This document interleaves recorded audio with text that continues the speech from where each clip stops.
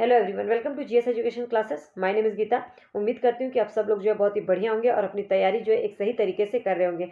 आज हम डिस्कस करेंगे क्लास 7th की एनसीईआरटी की बुक ज्योग्राफी में चैप्टर 4। ठीक है, चैप्टर 4। और इससे पहले मैंने जो है 3 चैप्टर जो है आप लोगों के करवा दिए हैं। अगर आप लोगों ने वो वीडियो नहीं देखा है तो प्लेलिस्ट बनी हुई है जिसमें कि क्लास 6 पूरी ज्योग्राफी कंप्लीट हो चुकी है। तो ज्योग्राफी के नाम से प्लेलिस्ट बनी हुई है NCERT geography class 6, 7th, 8th। इसका लिंक जो है मैं डिस्क्रिप्शन बॉक्स में दे दूंगी, वहां से जाके आप जो है देख सकते हैं, ताकि आप लोग जो है एक चैप्टर वाइज जो है अपने नोट्स तैयार कर सकें। देखिए, आप लोगों का अभी तक नोटिफिकेशन नहीं आया, लेकिन नोटिफिकेशन नहीं आया है इसके लिए बेस्ट पार्ट है कि आप लोग जो एनसीईआरटी अभी से स्टार्ट कर दीजिए, क्योंकि 6, 7th, 8th तीनों क्लास की एनसीईआरटी पढ़ने के लिए आप लोगों को टाइम चाहिए। और नोटिफिकेशन के बाद आप लोगों का जब फॉर्म फिल हो जाता है तो कम से कम एक महीना जो है, मतलब 30-40 दिन मिलते हैं, और उसके बाद जो है आप लोगों को एग्जाम होता है। तो उसमें आप जो है अपने चैप्टर्स कंप्लीट करेंगे या प्रैक्टिस करेंगे। तो मैं तो जितना मेरे से हो सकता है, जो मेरा अभी तक का एक्सपीरियंस रहा है, मेरी यही कोशिश है कि आप लोगों को एक सही गाइड कर सकूं, जिससे कि आप पहली बार में अपना सीटेट क्रैक कर सके। अदरवाइज आप लोग बहुत ज़्यादा समझदार हैं, आप लोगों को जैसे करना है आप कर सकते हैं। लेकिन हाँ, अगर आप लोगों को टू द पॉइंट्स में नोट्स चाहिए, अगर चीज़ें अच्छे से क्लियर करना चाहते हैं तो जुड़ सकते हैं, अगर आप लोगों को लगता है कि यहाँ से समझ में आ रहा है तो। ठीक है। और मैं आप लोगों को एक एक चीज़ करवा रही हूँ। और हाँ, एक चीज़ मैं सजेस्ट और करूँगी कि आप अपने खुद के नोट्स जरूर प्रिपेयर कीजिएगा। मैं जो नोट्स दूंगी उससे भी अगर आप अपने हैंड हैंड रिटर्न होगा, आपका अपना हैंड रिटर्न होगा नोट्स ना, तो वो आप लोगों को ज़्यादा अच्छे से याद होगा। क्योंकि जब हम चीज़ें लिख लेते हैं ना तो वो हमको जो है अच्छे से याद रहती है। तो मैं यही मेरा सजेशन रहेगा कि अपने जो है नोट्स जरूर प्रिपेयर कीजिएगा। और क्योंकि एग्जाम के टाइम पर आप वीडियो देखने नहीं बैठेंगे। हाँ, पीडीएफ मिल गया तो उससे पढ़ना आसान हो जाता है, लेकिन जैसे बुक्स में मैं जो पढ़ा रही हूँ, इसको अगर आप लोग जो है अच्छे से अपने नोट डाउन कर लेंगे, क्योंकि आपको पूरा बुक पढ़ने की जरूरत नहीं पड़ेगी, आपको जो अंडरलाइन है ना सिर्फ वही नोट करना है। ठीक है। अदरवाइज आप ऐसे पढ़ना चाहते हो तो ऐसे भी पढ़ सकते हैं। मैं इसका जो है टेलीग्राम पे आप लोगों को शेयर कर दूंगी, लिंक डिस्क्रिप्शन बॉक्स में दे दूंगी, तो वहां से जाके जुड़ सकते हैं। उम्मीद करती हूँ कि ये वीडियो आप लोगों को पसंद आएगी। अगर हाँ हेल्पफुल लगे तो प्लीज हिट लाइक बटन, और अगर चैनल पर नए हैं, पहली बार देख रहे हैं, तो चैनल को सब्सक्राइब कर लीजिए, ताकि आने वाले जो है वीडियो की नोटिफिकेशन आपको टाइम पर मिल सके। बहुत जल्द ही जो है हम सीडीपी की क्लास स्टार्ट करेंगे, 1-2 दिन में सीडीपी की क्लास स्टार्ट करेंगे, ईवीएस की क्लास स्टार्ट करेंगे। तो बस आप लोग जुड़ते जाइए, ताकि मैं जो है अच्छे से आप लोगों को नोट्स प्रोवाइड करूँ, अच्छे से चीज़ों को समझाऊँ, ताकि आप लोगों का जो अपकमिंग सी टेट का एग्जाम है वो आप लोग का जो है क्लियर हो जाए। तो चलिए स्टार्ट करते हैं। ये सब तो रही बातें, तो चलिए स्टार्ट करते हैं। वायु। वायु, जो कि आप जिससे भली भांति परिचित हैं, वायु जो है हमारे वायुमंडल का भाग है, और ये वही वायु है जो कि हमारे जीवन के लिए अति महत्वपूर्ण है। कहने का मतलब है वायुमंडल जो है, वायु लोगों के जीवन के लिए जो है वायु प्रदान करता है। तो वायु जो है, हमारी जो पृथ्वी है, वायु की एक घनी चादर से जो है क्या है, घिरी हुई है, जिसे क्या कहा जाता है, वायुमंडल। पृथ्वी पर जितने भी जीव जंतु हैं, सभी के लिए जो है, याद रखिएगा, वायुमंडल पर ही सब लोग जो है निर्भर हैं। क्योंकि ये वायुमंडल ही हमें सांस लेने के लिए क्या करता है, वायु प्रदान करता है। और दूसरी बात, वायुमंडल जो है सूर्य की जो हानिकारक किरणें हैं उससे भी हमारी रक्षा करता है। यदि ये वायुमंडल में सुरक्षा की चादर नहीं होता तो हम जो है इस सूर्य की ताप से जो है जल जाते, और रात में जो गर्मी जो ठंडी होती है, रात में ठंड के मारे जो है क्या हो जाते, जम सकते हैं। तो इस तरीके से जो है वायुमंडल जो है वायु प्रदान करता है हमारे जीवन के लिए, और सूर्य की हानिकारक किरणों से भी हमारी रक्षा करता है। लेकिन वायुमंडल में सबसे अधिक क्वेश्चन पूछा जाता है कि वायुमंडल में सबसे अधिक गैस कौन सी पाई जाती है, तो याद रखिएगा कौन सी, नाइट्रोजन। नाइट्रोजन जो है सबसे अधिक गैस पाई जाती है वायुमंडल में, और दूसरे नंबर पर जो है ऑक्सीजन है। ठीक है। तो अगर हमारे क्वेश्चन आता है कि वायुमंडल में सबसे अधिक मात्रा में कौन सी गैसें पाई जाती हैं, तो सबसे अधिक मात्रा में याद रखिएगा नाइट्रोजन 78%, उसके बाद जो है ऑक्सीजन, उसके बाद जो आता है कार्बन डाइऑक्साइड, ऑर्गन, अन्य में जो है हम बोल सकते हैं हीलियम, हाइड्रोजन, ये जो है बहुत ही कम मात्रा में पाई जाती है। कहने का मतलब है कि सबसे अधिक मात्रा में नाइट्रोजन और ऑक्सीजन पाई जाती है, उसके बाद जो है कार्बन डाइऑक्साइड, फिर ऑर्गन, हीलियम और हाइड्रोजन, ये जो है बहुत ही कम मात्रा में जो है पाई जाती है। इसके अलावा जो है गैस के मतलब इन गैसों के अलावा जो है धूल के छोटे छोटे कण भी जो है हवा में मौजूद होते हैं, ये चीज़ याद रखिएगा। अब बात आता है जो नाइट्रोजन है, वायुमंडल से जो है नाइट्रोजन, क्योंकि वायु में सबसे सर्वाधिक मात्रा में पाई जाती है, जब हम सांस लेते हैं ना, तो सांस लेते टाइम जो है हम ऑक्सीजन के साथ साथ हम नाइट्रोजन की भी कुछ मात्रा जो है हम सांस के रूप में जो है जो वायुमंडल से ले लेते हैं, लेकिन जो है फिर इसे जो है हम निकाल भी देते हैं। लेकिन जो पौधे हैं वो उनके लिए जो है नाइट्रोजन की सबसे अधिक, याद रखिएगा पौधों के लिए ये नाइट्रोजन की सबसे अधिक आवश्यकता होती है, लेकिन ये जो है वायुमंडल से डायरेक्ट जो है नाइट्रोजन नहीं ले पाते। तो ये कैसे नाइट्रोजन लेते हैं, क्वेश्चन आता है कैसे पौधे कैसे नाइट्रोजन लेते हैं। ये जो है मृदा से और पौधों की जड़ों में जो जीवाणु होते हैं जो नाइट्रोजन के स्वरूप को बदल देते हैं, और उसके बाद जो है वो पौधे जो हैं वहाँ से जो है नाइट्रोजन लेते हैं। ठीक है, तो याद रखिएगा जो पौधे हैं वायुमंडल से डायरेक्ट जो है नाइट्रोजन नहीं ले पाते, ये मृदा और पौधों के अंदर उनकी जड़ों में जो जीवाणु है उनसे नाइट्रोजन जो है वो क्या करते हैं, ग्रहण करते हैं। ठीक है, तो ये तो रही नाइट्रोजन की बात। अब हम बात कर लेते हैं ऑक्सीजन की। ठीक है, ऑक्सीजन जो है वायु में सबसे प्रचुर मात्रा में मिलने वाली दूसरी गैस, मतलब कि सबसे अधिक मात्रा में मिलने वाली ये दूसरी गैस है। कौन सी, ऑक्सीजन, सबसे अधिक गैस। देखो नाइट्रोजन से रिलेटेड क्वेश्चन आता है, ऑक्सीजन से भी रिलेटेड क्वेश्चन आता है, तो चीज़ों को याद रखिएगा। पौधे नाइट्रोजन डायरेक्ट नहीं लेते हैं, लेकिन ऑक्सीजन जो है वायुमंडल में मिलने वाली दूसरी सबसे अधिक मात्रा में पाई जाने वाली गैस है, जो कि मनुष्य के लिए बहुत ही ज़्यादा जरूरी है। मनुष्य, पशु, पक्षी जो है सांस लेने में जो है जब सांस लेते हैं वायु से तो वो ऑक्सीजन को प्राप्त करते हैं। ठीक है, तो कौन, हरे पादप जो है, मतलब हरे पौधे जो है प्रकाश संश्लेषण द्वारा जो है ऑक्सीजन उत्पन्न करते हैं। इस प्रकार वायु में जो है ऑक्सीजन की मात्रा समान बनी रहती है। कहने का मतलब है कि अब मनुष्य जो है क्या करता है, ऑक्सीजन लेता है, और पौधे जो हैं वो तो जो पौधे हैं वो जो है कार्बन डाइऑक्साइड को लेते हैं।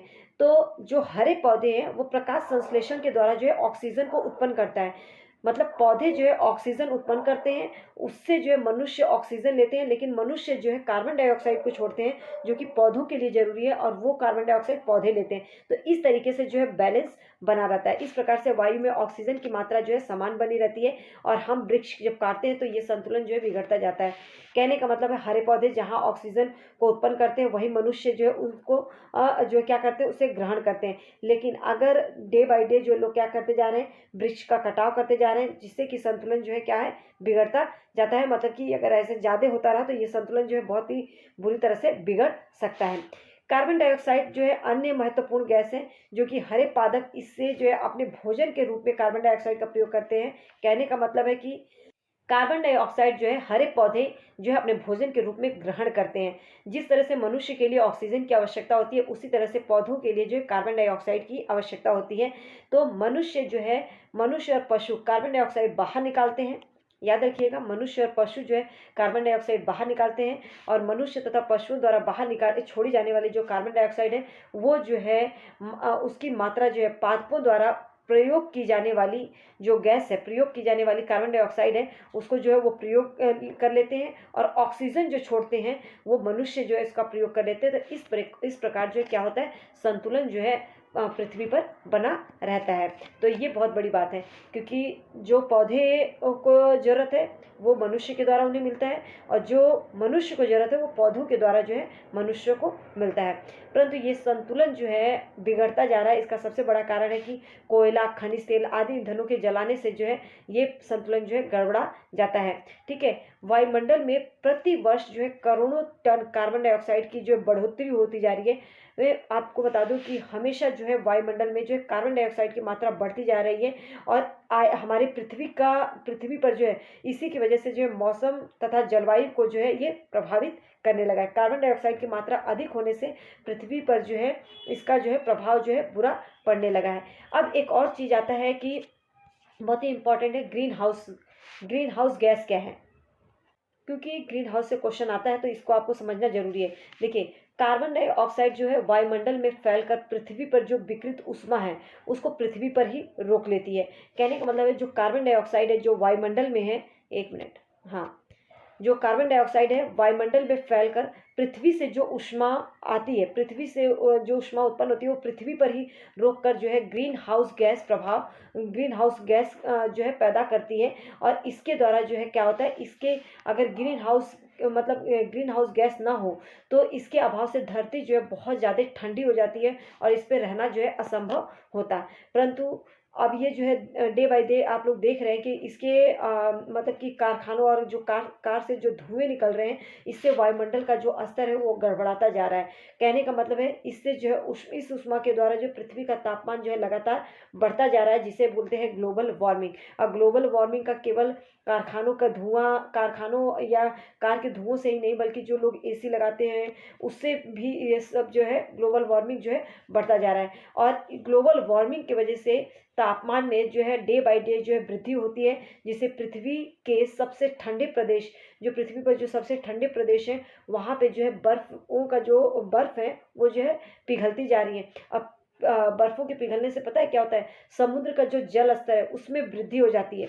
समुद्र के जल स्तर में वृद्धि हो जाती है, जिसके कारण जो उसके आसपास का एरिया है, जो तटीय क्षेत्र में जो एरिया है वो प्रभावित होता है, क्योंकि तटीय क्षेत्रों में क्या आ जाता है, बाढ़ आ जाती है। अगर तापमान में वृद्धि हो जाएगी तो उसके कारण जो है पृथ्वी पर जो ठंडे प्रदेश हैं वहाँ पे जो है बर्फ़ पिघल जाएगी, और बर्फ़ पिघलेगी तो समुद्र का जो स्तर है वो बढ़ जाएगा, और उसके कारण जो है तटीय क्षेत्र जो है बहुत ज़्यादा प्रभावित होते हैं। लेकिन अगर ये चीज़ जो है दीर्घ अवधि में दीर्घ काल तक चलता रहा तो इससे जलवायु में अत्यधिक परिवर्तन हो सकता है, जिसके फलस्वरूप क्या होगा, कुछ पौधे और पशु जो है इस तरीके से जो है लुप्त होते चले जाएंगे। तो इस चीज़ को जो है रोकना है, तो आप लोगों को इसमें मतलब कि कई पहल भी की गई हैं। लोग जो है इस पे पहल भी करते हैं कि मतलब किस तरीके से ग्लोबल वार्मिंग को रोका जाए, लेकिन डे बाय डे जो है ये बढ़ता जा रहा है। तो ग्रीन हाउस और ग्लोबल वार्मिंग से रिलेटेड क्वेश्चन आता है, तो इस चीज़ को याद रखिएगा। और नाइट्रोजन, ऑक्सीजन, कार्बन डाइऑक्साइड, इन तीनों से रिलेटेड क्वेश्चन आता है, और उम्मीद करती हूँ कि ये चीज़ें आप लोगों को क्लियर हो गई होंगी अच्छे से। ठीक है, अगर कुछ भी डाउट लगता है कि नहीं समझ में आ रहा है, तो आप कमेंट सेक्शन में पूछ लीजिएगा। मैं दोबारा आप लोगों को सिर्फ उस टॉपिक को जो है क्लियर कर दूंगी, क्योंकि क्वेश्चन इससे आते हैं तो वो आप लोगों का नहीं छूटना चाहिए, और क्वेश्चन जो है स्टेटमेंट में आते हैं। ठीक है, तो आप लोगों को इस तरीके से जो है उसको तैयार करना है। मैं इससे प्रैक्टिस भी इससे रिलेटेड करवाऊंगी, बस आप लोग जो है जुड़ते जाइए, सपोर्ट करते रहिए। पूरी जो है एनसीईआरटी मैं आप लोगों को करवाऊंगी। अब हम बात करते हैं वायुमंडल, जिससे कि बहुत ही अच्छे अच्छे क्वेश्चन बनते हैं, और सबसे बड़ी बात, ये बहुत बार जो है इससे रिलेटेड क्वेश्चन आते हैं। तो वायुमंडल की संरचना की बात करें तो हमारा वायुमंडल जो है 5 परतों में विभाजित है। कौन कौन सी परत है? सबसे पहला क्षोभ मंडल, फिर समताप मंडल, मध्य मंडल, बाह्य वायुमंडल और एक बहिर्मंडल।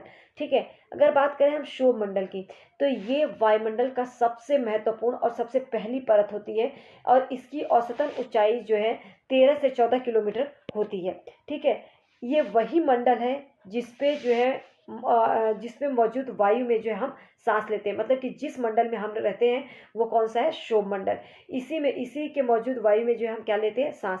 मौसम संबंधी जितनी भी घटनाएं हैं, जैसे वर्षा हुआ, कोहरा हुआ, ओला वर्षण हुआ, ये सभी जो है सभी चीज़ें जो है इसी मंडल में होती हैं। ठीक है, इसी कारण जो है क्षोभ मंडल के हमेशा ऊपर जो है हवाई जहाज चलते हैं, क्षोभ मंडल में नहीं, क्योंकि यहाँ पे वर्षा, कोहरा, ओला वर्षण जैसे जो है घटनाएं, मौसमी घटनाएं होती रहती है, तो क्षोभ मंडल में जो है नहीं देखने को मिलता है।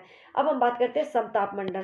क्षोभ मंडल और समताप मंडल के जो बीच की सीमा है उसे जो है क्षोभ सीमा कहा जाता है, क्षोभ सीमा कहा जाता है। तो याद रखिएगा, क्षोभ मंडल और समताप मंडल के बीच की जो सीमा है उसको क्या कहा जाता है? क्षोभ सीमा। कई बार पूछ देते हैं। ठीक है, तो ये आप लोगों को समझ में आ गया होगा। अब हम बात कर लेते हैं समताप मंडल की। समताप मंडल की जो ऊंचाई है वो 50 किलोमीटर तक की है। क्षोभ मंडल के बाद दूसरा जो मंडल है वो हमारा आता है समताप मंडल। ठीक है, इसकी ऊंचाई जो है 50 किलोमीटर तक है, और ये परत जो है बादलों और मौसम संबंधी घटनाओं से जो है ये एकदम फ्री रहता है, मतलब मुक्त रहता है। इसीलिए जो है यहाँ पे हवाई जहाज उड़ाने के लिए जो है आदर्श स्थिति मानी जाती है। कहा जाता है कि ये मंडल सबसे आदर्श है हवाई जहाज उड़ाने के लिए। ठीक है, क्योंकि यहाँ पे जो है मौसम संबंधी घटनाओं से जो है ये मंडल जो है एकदम मुक्त होता है। तो कई बार क्वेश्चन पूछा जाता है कि हवाई जहाज किस मंडल में उड़ाया जाता है? मौसम संबंधी घटनाओं से मुक्त कौन सा मंडल है? ठीक है, कई तरीके से क्वेश्चन बनते हैं, तो इन सब की हम प्रैक्टिस करेंगे। समताप मंडल की एक महत्वपूर्ण विशेषता क्या है कि इसमें जो है ओजोन गैस की परत पाई जाती है। ठीक है, समताप मंडल ही वो वायुमंडल में समताप मंडल ही वो मंडल है जिसमें जो है ओजोन गैस की जो है परत पाई जाती है, जो कि हानिकारक सूर्य से आने वाली हानिकारक किरणों से जो है हमारी रक्षा करती है। तो याद रखिएगा, ओजोन जो परत है वो कौन से मंडल में है? समताप मंडल में। हवाई जहाज जो है समताप मंडल में उड़ाया जाता है। अब हम बात करेंगे समताप मंडल के बाद मध्य मंडल। तो समताप मंडल और मध्य मंडल के बीच की सीमा पूछा जाए तो समताप मंडल और मध्य मंडल के जो बीच की सीमा है वो है समताप सीमा। ठीक है, तो मध्य मंडल में क्या है? ये वायुमंडल की, याद रखिएगा, तीसरी परत है। पहले तो लाइन वाइज आप लोगों को पता होना चाहिए, शोभ मंडल, संताप मंडल, फिर मध्य मंडल, बाह्य मंडल और बहिर्मंडल, ये आया जाता है कई बार जो है आपको मतलब कि क्रम में लगाने के लिए। तो मध्य मंडल की बात करें तो मध्य मंडल जो तीसरी परत है, समताप मंडल के ठीक ऊपर होती है और इसकी ऊंचाई जो है लगभग 80 किलोमीटर तक ये जो है फैली होती है। ऊंचाई सबकी याद रखना, पहला जो है 13 है, दूसरा 50 है और तीसरा मध्य मंडल 80 किलोमीटर की ऊंचाई तक है। अंतरिक्ष से प्रवेश करने वाली जो उल्का पिंड है, इसी परत पे आने पर जो है जल जाती है। ठीक है, मध्य मंडल पर जैसे जैसे जो है संताप मंडल से हम मध्य मंडल की ओर जाते हैं तो जो है क्या है, तापमान बहुत तेजी से जो है बढ़ता जाता है। तापमान क्या बोलता है? बढ़ता जाता है। मध्य मंडल के बाद जो है तापमान जो है कम होने लगता है। तो मध्य मंडल तक जो है तापमान बढ़ता है, याद रखिएगा। और अंतरिक्ष से आने वाले जो उल्कापिंड है, इसी मंडल में जो है आकर क्या कर जाते हैं? उल्कापिंड जो है जल जाते हैं। ठीक है, अब हम बात करते हैं वायुमंडल की। तो वायुमंडल की बात करें तो मध्य मंडल और वायुमंडल की सीमा को याद रखिएगा, कौन सी सीमा बोला जाता है? मध्य सीमा। ठीक है, ये सीमा जरूर आता है, कई बार पूछ लेते हैं और आप लोग जो है कंफ्यूज हो जाते हैं, तो कंफ्यूज नहीं होना है। ठीक है, जो भी सीमा पूछे आपको याद रखिएगा वो मंडल और उससे ऊपरी मंडल के बीच का भाग है। ठीक है, वायुमंडल की अगर हम बात करें तो इसकी जो है ये वायुमंडल में बढ़ती ऊंचाई के साथ जो है तापमान अत्यधिक तीव्रता से बढ़ता है। फिर उसके बाद जो है आयन मंडल की अगर बात करें तो ये जो है वायुमंडल का ही भाग है। 80 से 400 किलोमीटर तक की ऊंचाई तक ये जो है फैला होता है। रेडियो संचार इसी मंडल के, मतलब रेडियो संचार के लिए जो है इसी मंडल की जो परत का उपयोग किया जाता है। ठीक है, कौन सा? वायुमंडल का। आयन मंडल में ही जो है रेडियो संचार का जो है प्रयोग किया जाता है।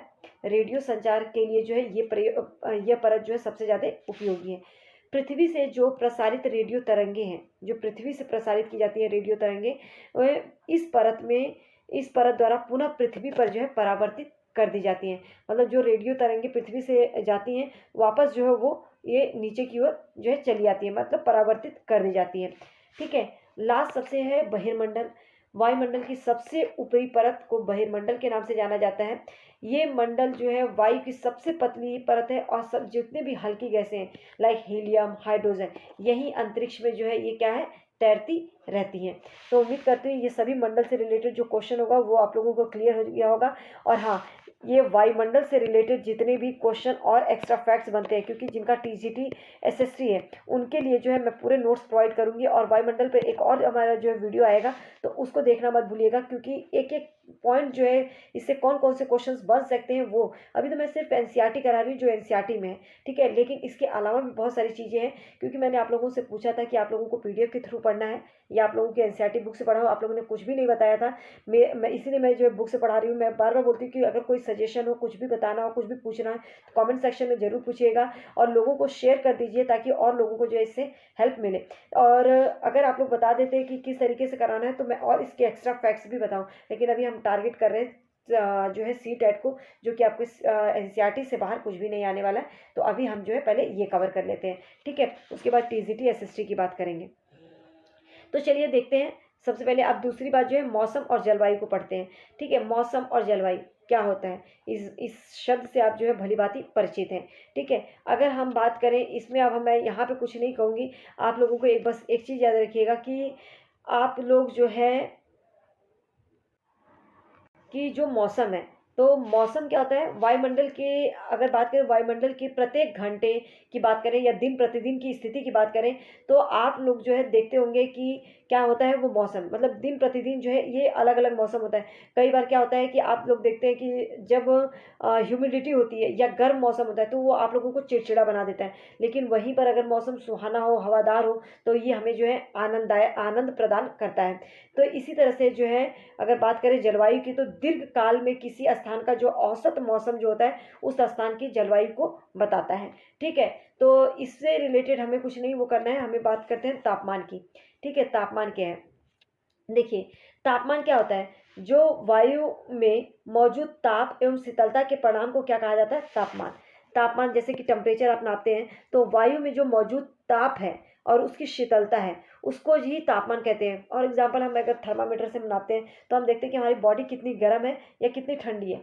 तो अगर कम तापमान आता है तो इसका मतलब नॉर्मल है, ठंडा है, और अगर ज़्यादा तापमान आता है तो हम क्या कहते हैं? गर्म है। तो वही बोल रहा है कि वायु में मौजूद ताप, शीतलता, इसका परिणाम को ही क्या कहा जाता है? तापमान। वायुमंडल का तापमान जो है केवल दिन और रात में ही नहीं बदलता, बल्कि ऋतुओं के अनुसार से भी ये जो है तापमान बदलता रहता है। शीत ऋतु में आप देखेंगे कि शीत ऋतु में बहुत ज़्यादा ठंडा और ग्रीष्म ऋतु में बहुत ज़्यादा जो है गर्म मौसम होता है। तो तापमान जो है इसी को कहते हैं। ठीक है, अब बात करते हैं आतपन की, जो कि एक महत्वपूर्ण कारक है। तापमान के विकरण, ये जो है तापमान के वितरण को प्रभावित करता है। कौन? आतपन जो है तापमान के वितरण को प्रभावित करता है, क्योंकि सूर्य से जो आने वाली ऊर्जा है जिसे पृथ्वी रोक लेती है। आतपन याद रखिएगा क्या होता है? सूर्य से आने वाली ऊर्जा जिसे पृथ्वी रोक लेती है उसे कहा जाता है आतपन। और आतपन ही वो है जो तापमान के वितरण को प्रभावित करता है। ठीक है, आतपन मतलब जो सूर्य ताप है, सूर्य से जो आने वाली ऊर्जा जो पृथ्वी जिसे रोकती है, उसकी जो मात्रा है, अगर मैं बात करूँ तो भूमध्य रेखा से ध्रुवों की ओर। आप ये देखिए, एक मिनट मैं ये आप लोगों को समझा देती हूँ। हाँ, वेट। देखिए, अगर अब मैं बात करूं कि ये पृथ्वी है, ये आप लोगों का क्या है? भूमध्य रेखा। ठीक है, ये क्या है? आप लोगों का भूमध्य रेखा। भूमध्य रेखा से जैसे जैसे आप ध्रुवों की तरफ बढ़ते जाएंगे, तो यहाँ पे जो है आप लोगों का जो तापमान है वो घटता जाता है। कहने का मतलब है भूमध्य रेखा से ध्रुवों की ओर जाने पर जो है घटता है, इसलिए तापमान भी जो है आप लोगों का क्या होता है? घटता जाता है। तो ध्रुवों पे सबसे कम तापमान होता है, मतलब कि यहाँ पे जो है क्या होता है? ठंडा होता है। लेकिन अगर बात करें ध्रुवों से भूमध्य की ओर आने की बात करें, तो तापमान जो है बढ़ता जाता है। ठीक है, और आगे अगर इससे हम देखें तो पृथ्वी का जो तापमान है, पृथ्वी का जो तापमान है अत्यधिक बढ़ जाता है, तो यह यहाँ पे जो है क्या हो जाता है? गर्मी हो जाएगी। यहाँ कुछ फसलें जो है नहीं उग सकेंगी। गाँव की अपेक्षा आप लोगों ने देखा होगा कि नगरों का तापमान बहुत अधिक होता है दिन के समय में। इसका सबसे बड़ा कारण होता है क्योंकि यहाँ पे जो बहुत ज़्यादा गाड़ियाँ चलती हैं और जो सड़कें होती हैं वो ऐसा फेल्ट की बनी होती हैं, धातु और कंक्रीट से बने हुए भवन होते हैं। तो रात के समय जो है ये ऊष्मा से मुक्त हो जाती है और दिन में जो है बहुत ज़्यादा गर्म होती है। ठीक है, और क्वेश्चन आता है एक और कि तापमान मतलब वायु दाब किससे मापते हैं, और वर्षा किससे मापते हैं, वात वात जो दिग्दर्शी है उसे किससे मापते हैं, ये भी क्वेश्चन आता है, तो इसको देख लीजिएगा। तापमापी तापमान को मापता है, तापमान को मापता है उसे क्या बोलते हैं? तापमापी। वायुदाब मापी किसे बोलते हैं? वायुदाब को मापता है। वात दिग्दर्शी किसे बोलते हैं? पवन की जो दिशा को बताता है वो वात दिग्दर्शी होता है। ठीक है, पवन की दिशा को बताने वाला क्या होता है? वात दिग्दर्शी। और वर्षा की मात्रा को मापने वाला जो है क्या होता है? वर्षा मापी। तो ये चारों जो है याद रखिएगा। अब बात करते हैं वायुदाब। ठीक है, वायुदाब को पढ़ाने से पहले मतलब वायुदाब तो अभी मैं बता देती हूँ, लेकिन जो है पवन वाला जो पवन जो है इसको मैं जो है आप लोगों को कल बताऊंगी। और इसका सबसे बड़ा रीज़न है क्योंकि ये बहुत ही इंपॉर्टेंट है, इससे बहुत सारे क्वेश्चंस बनते हैं। तो ये वीडियो भी 2 पार्ट में ख़त्म होगी। और क्योंकि अगर आप लोगों को देखिए टू द पॉइंट्स में चीज़ें चाहिए, एक एक चीज़ क्लियर चाहिए, तो आप लोगों को जो है पार्ट में ही पढ़ना पड़ेगा। एक ही दिन में अगर ऐसे पढ़ना है तो मैं पूरा सब कुछ पढ़ा दूंगी, लेकिन आप लोगों को समझ में कुछ भी नहीं आने वाला। तो वीडियो छोटी रखें और उस चीज़ को, ताकि आप लोग जो है अच्छे से कर सकें। अगर आधा घंटा की वीडियो है तो आधा घंटा में आप जितना पढ़ रहे हो वो आपको माइंड में जाना चाहिए। ठीक है, तो दाब की बात करते हैं। वायुदाब, वायुदाब क्या होता है? तो देखिए, पृथ्वी की सतह पर वायु के भार द्वारा जो लगाया गया दाब होता है, मतलब पृथ्वी की सतह पर वायु किस भार से आ रही है उसका जो भार लगता है उसे, उसके दाब को जो है वायुदाब कहा जाता है। वायुमंडल में ऊपर की ओर जाने पर, जो वायुमंडल है उसमें ऊपर की ओर हम जाते हैं तो दाब जो है तेजी से गिरने लगता है। कहने का मतलब है तब दाब कम होने लगता है। और समुद्र स्तर पर सबसे मतलब समुद्र स्तर पर मतलब नीचे जो है वायु दाब सर्वाधिक होता है। इसका कहने का मतलब है कि ऊंचाई पर हम जब जाते हैं तो दाब जो है घटता जाता है, और जब हम नीचे की ओर रहते हैं तो दाब जो है बढ़ता है। ठीक है, आप जब दाब घटता है तो तापमान जो है याद रखिएगा क्या होता है? तापमान जो है आपका, तो जहाँ पे दाब जो है घटता है मतलब ऊंचाई पे जाने पर अगर दाब घटता है तो इसका मतलब जो है ऊंचाई पर जाने पर जो है तापमान जो है क्या हो जाता है, तापमान जो है आपका वहाँ पे तापमान जो है बहुत ज़्यादा गर्म होकर जो है हवा ऊपर की ओर उठती है, इसलिए वहाँ पे जो दाब जो है घट जाता है। कहने का मतलब वहाँ पे तापमान बहुत अधिक होगा, जिसके कारण जो है उस क्षेत्र में जो है वायु गर्म होकर ऊपर की ओर उड़ जाती है और वहाँ पे निम्न दाब का क्षेत्र बन जाता है। ठीक है, जहाँ पे वायु दाब जो है बहुत ही अधिक मात्रा में होगा, इसका मतलब जो है वो एरिया जो है आप लोगों का वहाँ पे जो है बहुत ज़्यादा ठंडा होगा। ठीक है, तापमान बहुत अधिक होगा। तो वायु दाब का क्षैतिज वितरण किसी स्थान की उपस्थिति वायु के ताप द्वारा जो है प्रभावित करती है। वायु दाब का जो क्षैतिज वितरण है किसी भी स्थान पर उपस्थित जो वायु है उसके ताप द्वारा जो है प्रभावित होती है। तो आप एक चीज़ याद रखिएगा, अगर मैं समझाऊं आप लोगों को तो एक मिनट। हाँ, देखिए, अगर दाब दाब बढ़ता है तो याद रखिएगा, अगर दाब बढ़ रहा है तो तापमान जो है यहाँ पर क्या होगा, घटेगा। अगर दाब घट रहा है तो ताप जो है यहाँ पर अधिक होगा, क्योंकि आपका दाब निम्न दाब का क्षेत्र तभी बनेगा जब वहाँ पे अत्यधिक गर्मी होगी और वायु जो है गर्म होकर ऊपर की ओर उठेगी। तापमान अत्यधिक होने के कारण जो है वायु गर्म होकर ऊपर की ओर उठती है, तो दाब जो है निम्न दाब का वहाँ पे क्षेत्र बनता है। लेकिन अगर अत्यधिक दाब वाला क्षेत्र है तो वहाँ पे जो है तापमान जो है कम होता है। ठीक है, तो अपोजिट ये काम करता है, ये चीज़ याद रखिएगा। उम्मीद करती हूँ कि ये चीज़ जो है आप लोगों को क्लियर हो गई होगी। तो अत्यधिक तापमान वाले क्षेत्रों में वायु गर्म होकर ऊपर उठती है और यहाँ निम्न दाब का क्षेत्र बनता है। निम्न दाब जहाँ पर होता है जहाँ पे निम्न दाब होता है, ठीक है, निम्न दाब होता है, वहाँ पे जो है बादल युक्त मौसम होता है। आकाश में जो है बहुत ही मतलब कि नमी जो है मौसम के साथ जो है जुड़ा रहता है। आकाश एवं नम मौसम के साथ जो है जुड़ा होता है। ठीक है, कम तापमान वाले क्षेत्रों की वायु जो है ठंडी होती है, इसके फलस्वरूप यहाँ पे भारी होती है। ठीक है, और भारी वायु जो है निमज्जित होकर उच्च दाब का क्षेत्र बनाती है। मतलब ये अपोजिट काम करता है, जहाँ पे कम तापमान वाले जो क्षेत्र है वहाँ पे जो है वायु जो है कैसी होगी, ठंडी होगी और वहाँ पे जो है उच्च दाब का क्षेत्र बनेगा। उच्च दाब के कारण जो है मौसम जो है स्पष्ट और स्वच्छ आकाश रहेगा। लेकिन निम्न दाब के कारण क्योंकि वहाँ पे जो है निम्न दाब पड़ रहा है, मतलब कि वायु जो है गर्म होकर ऊपर की ओर उठ रही है, तो वहाँ पे हो सकता है बारिश होने की संभावना हो, बादल युक्त मौसम रहे, आकाश में नमी बनी रहे। ठीक है, तो ये चीज़ याद रखिएगा। वायु सदैव उच्च दाब क्षेत्र से निम्न दाब की ओर गमन करती है। वायु जो है हमेशा उच्च दाब से निम्न दाब की ओर जो है चलती है। वायु जो है उच्च दाब से निम्न दाब की ओर जो है गमन करती है। तो ये क्वेश्चन जो है आता है, तो इसको जो है याद रखिएगा, बहुत ही इंपॉर्टेंट है। वायु और दाब और ताप का क्या रिलेशन है, किस तरीके से काम करता है, इस पर भी क्वेश्चन आता है और स्टेटमेंट में पूछा जा सकता है। तो उम्मीद करती हूँ कि ये चीज़ क्लियर हो गई होगी। देखिए, अगर इस चैप्टर में कहीं पर भी कोई भी डाउट है तो आप लोग मुझे बता दीजिएगा, मैं PDF के थ्रू जो है आप लोगों को समझाऊंगी, ताकि सबसे बड़ी ज़्यादा जरूरी है, जो मेरा मेन मोटिव है कि आपको ये टॉपिक जो है क्लियर हो जाए और इससे क्वेश्चन आए तो वो आप लोगों का गलत ना हो। ठीक है, मैं बार बार ये चीज़ बोलती हूँ। तो उम्मीद करती हूँ कि ये चीज़ जो है आप लोगों को क्लियर हो गई होगी। और अगर वीडियो पसंद आई हो, लग रहा है कि आप लोगों को कि समझ में आ रहा है, तो प्लीज़ हिट लाइक बटन और लोगों के साथ ज़रूर शेयर कर दीजिएगा। ठीक है, और ये तो आप लोगों को बताने की ज़रूरत नहीं है, लेकिन कई बार पूछ लेता है तो याद रखिएगा, तापमान को मापने की जो मानक इकाई है वो डिग्री सेल्सियस होती है। इसका आविष्कार किसने किया था, ये याद रखिएगा, एंडर्स सेल्सियस ने। ठीक है, सेल्सियस पैमाने पर अगर जल की मात्रा की बात करें तो जल 0 डिग्री सेल्सियस पर जो है जमता है और 100 डिग्री सेल्सियस पर क्या होता है, उबलता है, जो कि जनरल सी बात थी। एंडर्स सेल्सियस ने इसकी खोज की थी, तो ये याद रखिएगा। उम्मीद करती हूँ कि आज की वीडियो आप लोगों के लिए हेल्पफुल रही होगी। एंड हाँ, प्लीज़ अगर लगता है कि मैं इस पर आप लोगों के लिए मेहनत कर रही हूँ तो प्लीज़ लोगों को शेयर कीजिए और सपोर्ट करिए, ताकि ज़्यादा से ज़्यादा आप लोगों को मैं जो है टाइमली चीज़ें जो है प्रोवाइड करवा सकूँ और आप लोगों को करा सकूँ, जिससे कि आप जो है अपकमिंग CTET को जो है क्लियर कर सकें। All the best.